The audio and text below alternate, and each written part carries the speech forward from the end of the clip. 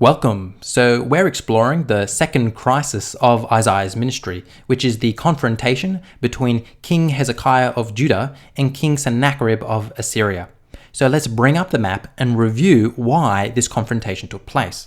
So in 705 BC, Sennacherib becomes the king of Assyria. And as soon as he takes the throne, both Merodach-Baladan of Babylon and Hezekiah of Judah both decide that it's the perfect time to revolt against Assyria.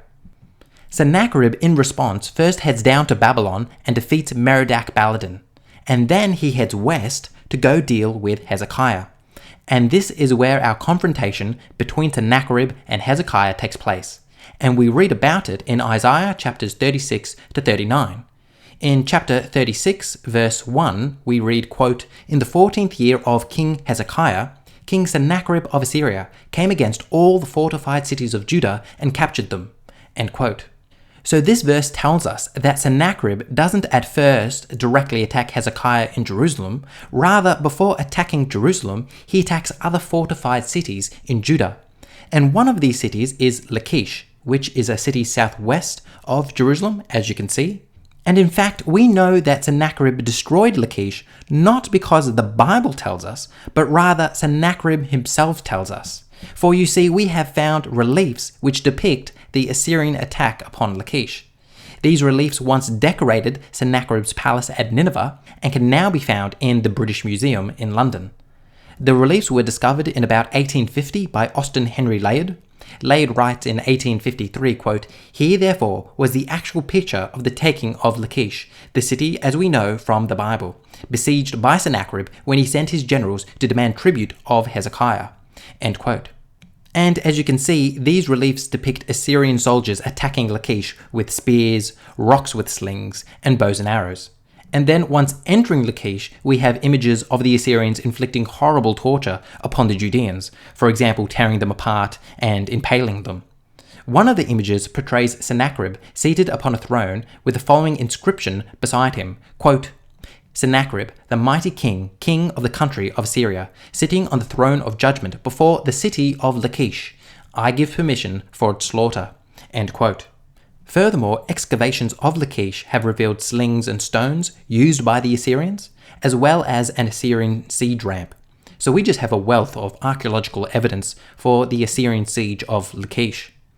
Now, after destroying Lachish, Sennacherib then turns his attention to Jerusalem. But before he attacks the city, he sends one of his military leaders to Jerusalem to warn the inhabitants about this coming attack. We read about this in chapter 36, starting in verse 2, quote, "Then the king of Assyria sent the Rabshakeh from Lachish to King Hezekiah at Jerusalem with a great army. He stood by the conduit of the upper pool on the highway to the fuller's field. And there came out to him Eliakim, son of Hilkiah, who was in charge of the palace, and Shibna the secretary, and Joah, son of Asaph the recorder." End quote.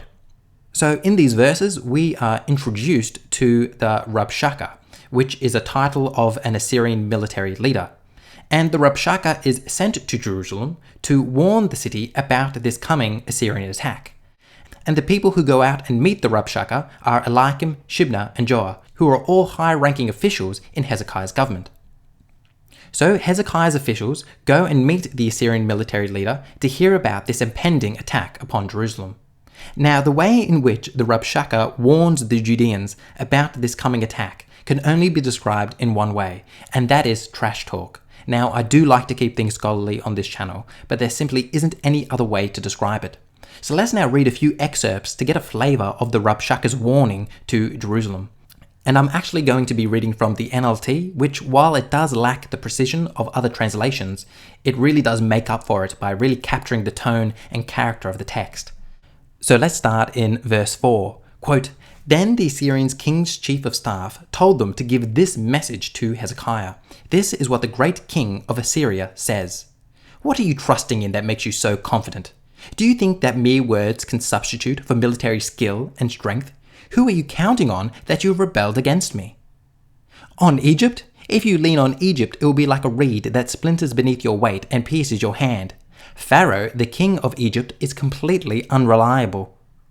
But perhaps you'll say to me, we are trusting in the Lord our God.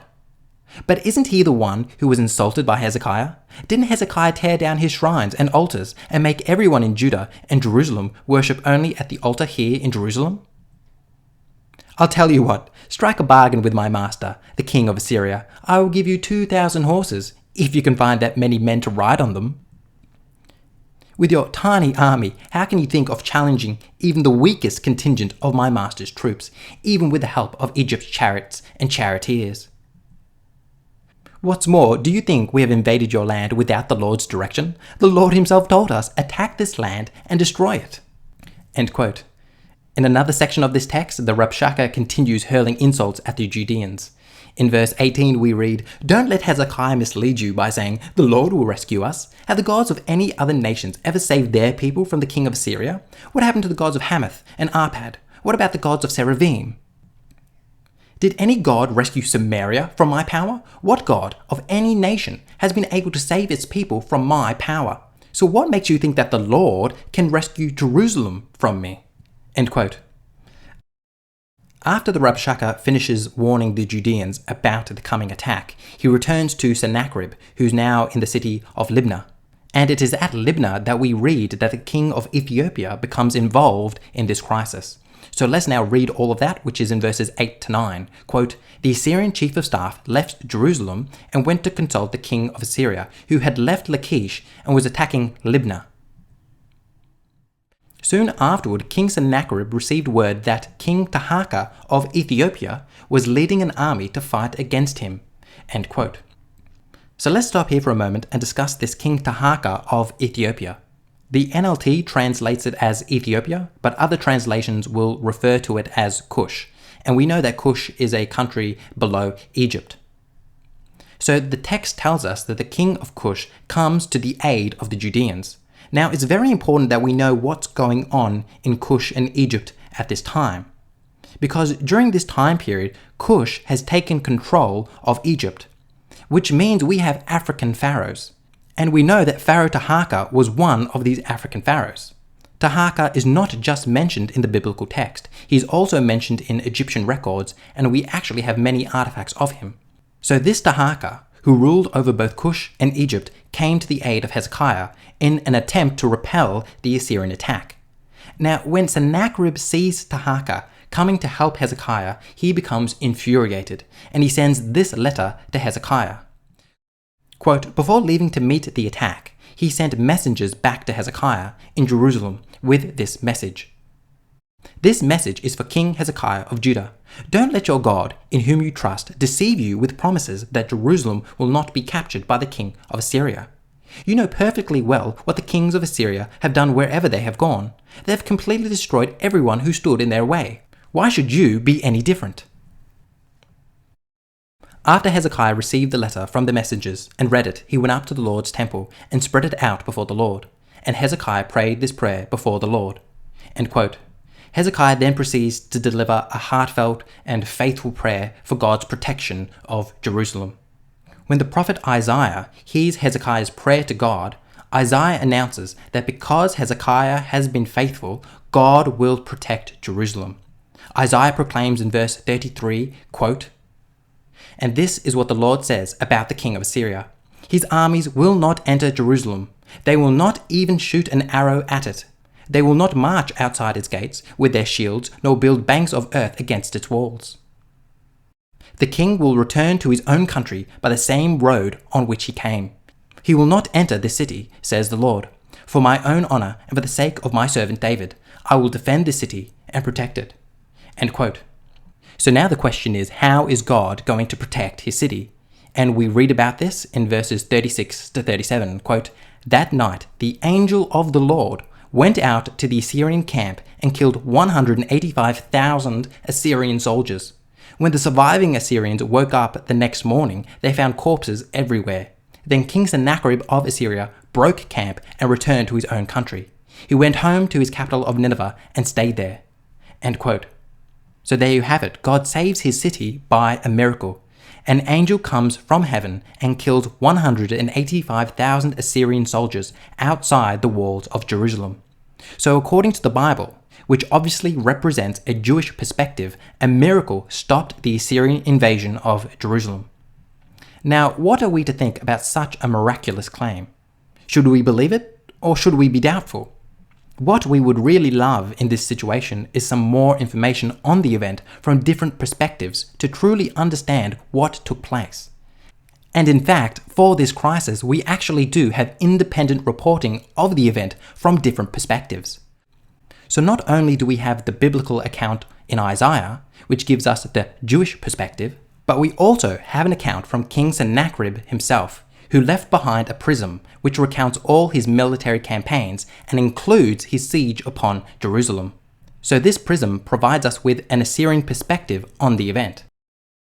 Also, if you remember when we were reading the biblical text, we read about Pharaoh Taharka, who ruled over both Cush and Egypt, and we read about how Pharaoh Taharka got involved in this conflict. So you might be thinking to yourself, well, do we have an Egyptian perspective on this event since Egypt was involved in it? And in fact, we do.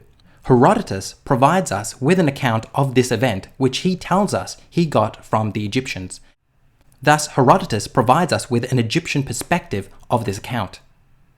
So this is really quite an amazing fact. We have 3 different accounts of this event from 3 different perspectives. If this doesn't get you excited, then nothing will. So in the next video, we'll be reading Sennacherib's prism to find out how Sennacherib perceived the event. Does his prism talk about an angel coming and killing his soldiers? Well, to find out, you're going to have to stay tuned until my next video.